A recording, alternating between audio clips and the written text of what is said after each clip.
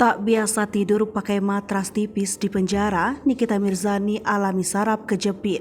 Sosok artis penuh kontroversi, Nikita Mirzani kini sedang jalani masa penahanan atas kasus pencemaran nama baik.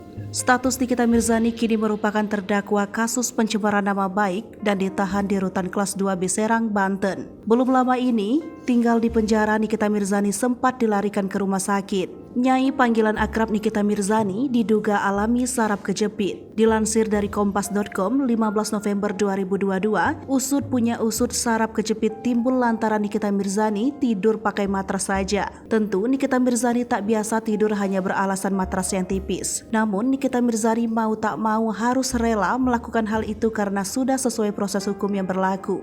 Hal itu diungkapkan sendiri oleh Nikita Mirzani setelah agenda sidang di Pengadilan Negeri Serang, Banten. Menurut Nikita Mirzani, dirinya harus menyesuaikan dengan tahanan lain dan tidak boleh diistimewakan meskipun dirinya artis.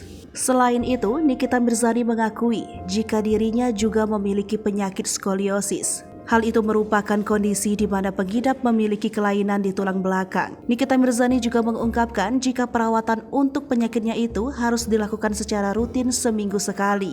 Namun, Nikita Mirzani kini tak bisa bebas melenggang kemana-mana. Menurut Nikita Mirzani, adaptasi di dalam tahanan tidak terlalu sulit. Hai pemirsa Sri Popo TV, jangan lupa komen, like, dan subscribe, serta tonton terus berita-berita terupdate lainnya ya.